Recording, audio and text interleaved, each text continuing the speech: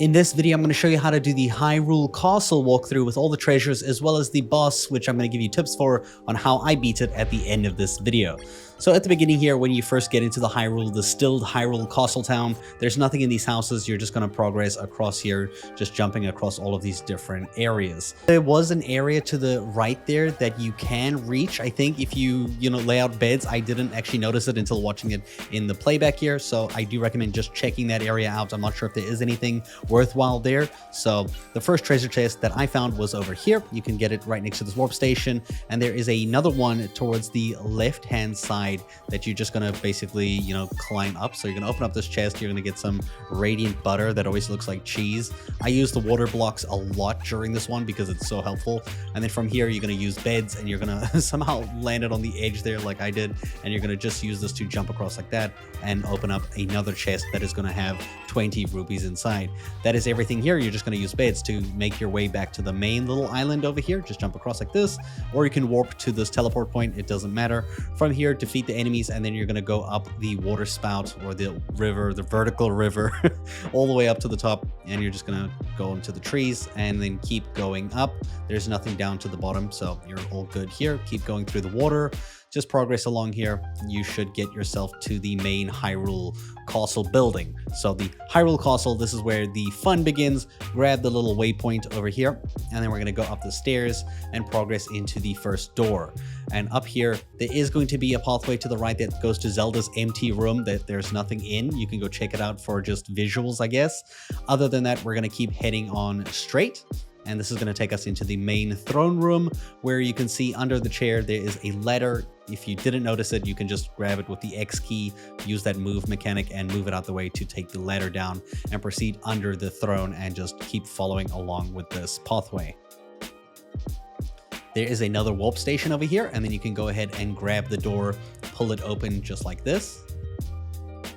In this room, you have to sneak. You can't defeat these enemies. If they spot you and they touch you, they will send you to a gulag where you have to fight your way out and start again from the beginning. What I did here is I essentially just stayed on top of these bookshelves. So just doing this, making the water bridge, or you can even use beds. Either is fine. As long as they can't reach you or get to you, they won't see you at this high up anyway. So it's fine. You just have to go across like this. At this point here, I put a bed, and I couldn't put a water block on top of it, so I put another bed, and I just made enough beds to, just do the classic bed bridge. From here, I did get caught. This guy jumped over here and like tagged me in midair, sent me to the gulag. I had to fight, and then he spawned me back down here. So it was like a bit of a checkpoint. From here, you will see there's a guy who's waiting for you. What I did was I just kind of blocked him out so that he can't get to me, and then I was gonna just plan to get on top of those shrubs to just get on top of the big thing over here, and I just did that and I ran across. Very nice and easy. For this one over here, I jumped down on this side and I basically went across onto the bookshelf and then just straight across like this. Very simple, very easy. It does get a little tricky at this point. You can also call the enemies near you when you drop something like a bed that breaks when it hits the ground. So I just made them go to the left, all of them like this. So they're all there, and I quite simply just, made my way across. And also I blocked them off so that they can't come back. So put rocks or boulders, in the way there so I can jump down and that guy can't come back. He's trapped there, which is great. So now from here, I can build beds or the water block to get up. And you'll see there is an enemy who's right here. What I did is I used a bed to bring him to the side. So he's going to go investigate that sound.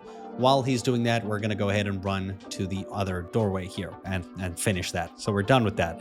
Nice. That took a couple attempts, a couple of tries. From here, you're going to place water blocks, and you're just going to go through the opening to the top right. You can read the book in this room if you want, and you're going to find the next, travel point station, warp station thing, and then you're going to go down the ladder. In this room, you're going to go down to the left, and you will have to defeat a bunch of enemies, and there's also a couple of chests to loot in this area with a bunch of enemies to defeat. If you go down one level, there's another enemy to defeat, and if you go down another level, there is another enemy to go ahead and defeat. So defeat them how you want. That will open up a doorway to the left, and we're going to proceed to there. So we're going to go through here, and this will take us to the treasure room essentially. So we're going to go through here, and you should see if we go one level down, I think there are treasure chests just beneath us. or it's actually 2 down. There we go. Just another one down here. So down this ladder, you're gonna see that enemy orb, defeat the enemies. You can open up the 2 chests over here in this section. So open these 2. And then you're going to go ahead and return to another chest at the top left. So we're going to go up the ladder to the left hand side. There's another enemy orb thing. Wait for those enemies to come out there, defeat all of them, open up the chest. That's the 3rd chest in this room. There's 3 of them. Then you can jump down and you can take the ladder to go all the way out of the room into a new section. From here, we have a little bit of a cool gimmick. So when you hold the Y key, you can actually spawn an echo at a distance. Whatever hits, whatever obstacle hits it first is where it spawns. Use the light one to ignite it. You can light the ones at the top here, just like this, and you can build a bridge, or you can use the distance spawning mechanic, which I always forget about. And then for the final one at the right hand side, you're going to summon a candle at a distance across here. You're going to use the X key with ZL to target it and grab it, and you're just going to basically hold it and move it across like this to ignite the torch like that. Quite simple. Then we're going to go into this room and proceed. This is a cool little thing that you can actually use for flying that I've seen people use. We're just going to defeat it with birds, crows specifically. The crows did some damage. I built a water bridge just so that I can get across it, so that I can learn this one because I do want it. It's the Gustmaster Echo, the Gustmaster 6000. It's fantastic. If you attach it to yourself and and do the follow mechanic, you will literally just let it fly you across the map. Just to get rid of these, I recommend just grabbing them when they're not blowing wind and just drop them off, and it deals with them super easily without having to use more birds to fight them. At this next area, we have a bunch of those torch enemies. I recommend using the armadillo thing. It just bounces around there, takes out the flames. Quite simple, easy enemies to deal with. Here we need wind, so either summon this new thing that you got, the Gustmaster 6000, which is fantastic. It just wind gone, and all the sand is deleted. And then we're just gonna go ahead and open up this chest, and this thing is kind of annoying because it just keeps blowing wind and blows you as well. Here we're gonna get the dungeon map. You can also clear out the sand there. There's nothing behind those, just in case you were wondering. And we can go on and proceed towards the north to exit this little area. So we're gonna just do that, build a little bridge, and we can go across like this, break all the pots, get those good stuff.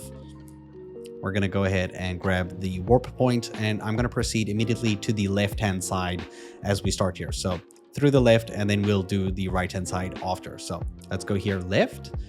Here you just have to get to that ladder in the middle. That is our mission. We're gonna go ahead and get into this ladder and go down. Then we're going to go into the water, more swimming, though I thought this would be a lot more complicated. It is incredibly easy because they've given you a map that literally has the 2 treasure chests that you need to collect in here, and they show you exactly the pathway you need to take. It's kind of easy. I'm not gonna lie, this one is super easy. The first chest is right here. You can go ahead and grab this one. It's going to have 20 rupees in it. The second chest is going to be to the bottom left. So we're just going to basically swim at a diagonal level. We're going to have to use link form here to go through this. So just tap it 3 times to cut it, and then tap the next one very quickly. Doesn't use a lot of energy. And then we're going to go ahead and make our way downwards, defeat this little plant thing. Continue downwards at an angle, and you'll see if we go to the right here, the chest that we need is right there. So go ahead and grab it, 100 rupees. Very nice. And we can basically continue upwards and to the left to exit this puzzle maze. That's actually not so much of a maze, since they give you a map that shows you every direction you need to take. It's quite simple. And then we just go out here, grab some air, and go up. It's up this way. And then we can leave this little area because we're done with it. As you can see, all good. We're going to go up the ladder, out into this room. Now we have more of those enemies we need to avoid. They can't see us. You can see if I even try to fight them, it will just one-shot and destroy any enemy. We're going to build a bed bridge and jump up here while that guy's walking around the pillar. He won't even see us. We're going to stay on these pillars, and we're going to go ahead and just make our way across to the furthest one like this. And then we're going to practically jump down to the section in the middle. So on the wall in the section in the middle, you don't have to go as high as I'm going here. Just jump down here. Now there is a chest you can spawn in the middle. So we're going to go ahead and press this button just like this by building a bed bridge like that. A bed staircase, staircase. There we go. That's a new word. Go down here and you can see that summons the chest. What I recommend doing here is placing 2 beds to block off the view. So boom, boom, he can't see. And then Another 2, boom, boom. He can't see. Open up the chest, get the key. All good. I'm going to remove 1 bed, and I'm just going to quickly jump up, and we're going to make the bed bridge again. The bread case. I don't know what to call this thing. Bear case. And jump across, and quite simply, we are done with this room. Not as hard as the first one. And then here, you just have to run across to the main hall where the boss door was. So we're just going to jump across here and make our way through this doorway. And now we're going to go to the right-hand side and solve this side of the room. In here, there's going to be some scorpions that you're going to deal with. Go ahead and fight them. There's also a trap wall. You can see it's cracked just north of me with the treasure chest shown on the map. You're going to need a bomb fish for this. So go ahead and make a bomb fish. Also, get rid of this enemy first. Use the bomb fish to explode that section. So summon the bomb fish, hold it up if you need to, just so it can reach, and then build something that you can stand on so you can get in there. And inside here is another chest that you're going to get a nice 50 rupees from. So nice, break all the pots, get some loot in them. You can't go through the doorway to the right just yet. We're going to go to the south using that key that we got, and boom, through this way down the ladder. In this room, there are these wind things. I don't know what the whole point of these are, just other than to annoy you. Just go down the ladder, I mean. There's one place over there that does absolutely nothing. I'm not sure what its purpose is. Here, you're going to have to use those spiders that have the webs. So use those, the ones that you got in the early game. And then here, don't jump. Don't jump. Just hold your analog stick to the left or the right when you're ready. And after you hold it for like a little bit, it will make your character like move by itself. If you jump, trust me, you're going to fall. I fell here so many times because of the bullshit that it moves you, like it makes you jump and then you just fall. So just move the analog stick left and right to swap to different webs, and then just climb across to the other side. There's no treasure chest or loot in this room. You can proceed upwards. Then we're going to go through the doorway here after breaking the pots and grabbing whatever we can. And in this room, you're going to get a new enemy or echo that you can use, the one that spins the chain ball. Pretty cool enemy, very good at melee fighting. We're going to go ahead and take these guys out. We're going to use our level 2 sword moblin. He does some good work, man. That guy just smacks. And then we're going to unlock the new echo for the ball and chain trooper. Pretty cool guy, just doesn't hit anything that's too low. So fair warning. In this room over here, there are two chests and one big one. You're going to get a frog ring, which is going to allow you to jump higher. I recommend equipping this immediately, trust me, because now you can jump a full block's height instead of like a half block, if you understand my meaning. So you can jump onto most things now, which is great, like on top of these chests. In the middle one here, you're going to get a big key, which is for that main room, which we're going to backtrack to. We're just going to take this pathway to the left, and we're going to go straight across here, across the sand into that main room. And now we can open up the door and fight the boss. This boss has 4 phases. He is tricky.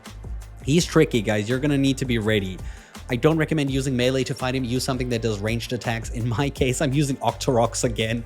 Octoroks are great. Just try keep them around the middle of the room. Dodge the boss's charge. So kind of always be rotating in a circle so that he doesn't hit you. Keep Octoroks so that they hit him while you're busy dodging. He will do charges like this. When he is like paused like that, you can damage him. He also does like a mechanic where he spins his shield and he blocks, like he makes a shield out of his spinning attack. So this is quite simple. You can beat this phase quite easily if you attack him after he does the charge. He also kind of dies here quite quickly. So you can just jump in there and just attack him when you can, just giving you some practice and information so that you can get used to this fight, because it's much trickier actually doing it than watching it. Just use it to your advantage there. First phase is the easiest to get used to. The second phase, he's going to throw that and rotate it and it spins. It hits hard. It's a bit annoying, but you can attack him after he's thrown it out. As soon as he's done with that, he's going to spin the shield and he's going to shoot flaming birds at you that burn. You can also use your X mechanic to pull the spear away from him when he is doing that block mechanic, by the way. So that's a cool little tip that you can use to make the fight go easier or quicker so that you can attack him and make him more vulnerable. It does knock him down in some cases, but you don't want to focus too much on it when the flaming birds are flying at you, because burning damage burns for extra and a while, and you want to keep rotating around. Ideally, I recommend placing those Octoroks all over and let them try whittle him down while you just focus on dodging. It makes life a little easier. In most cases, this is the next phase over here. You see he's got this new mechanic where he summons this like big plasma ball. I recommend kiting it around the room like this, and while it's following you, go into link form and attack him, because he won't move until that ball touches you. And once you do hit him a couple times or he takes enough damage, he goes back to the spinning and shoots flaming birds at you. After that, he will use the plasma ball again. Try not to kite this into a wall like I did. You want this to kind of go around you, but don't let it explode, so that you can use that opportunity to attack him. Because as much damage you can get on him, the quicker the fight ends. Otherwise, you have to hope your Octoroks are just gonna slowly whittle his HP down. After like a minute or two of doing this, I managed to get him into his final phase, which is the hardest. He starts doing that charging dash again, and the spinning throwing thing, where is your opportunity to attack him if you're close enough. And then he's also going to do the spinning and the flaming birds. So that's 3 things, plus the plasma orb, which he will be doing again. And then he rotates back into the stabbing, the spinning. Right after this, he's going to do the flaming birds. You'll see here, flaming birds. And then after the flaming birds, he's going to do the plasma orb like that. So it's going to be those 4 in a row in that same sequence. Get used to it, learn it, and know what's coming next, so that you know how to dodge it and then how to deal with it. Like flaming birds, I just recommend dodging the entire time, because that fire just whittles you down unnecessarily if you get hit. When the plasma orb is out, it's the perfect time to attack him. I'm not gonna lie, the plasma orb is the best time to attack him, but I'm really avoiding him right now because you can tell my HP's low and I don't have any fairies left, so I had to stay alive. Okay, like actually he just took my lost fairy. Anyway, I managed to kill him over there, and yeah, that was like a good 5 to 6 minute fight. So it's pretty difficult. You got to keep on the dodging a lot. As long as you're avoiding his attacks, you will win this fight. It's just a matter of you finding the right time to attack him. I hope this helps you. Good luck, and thank you so much for watching.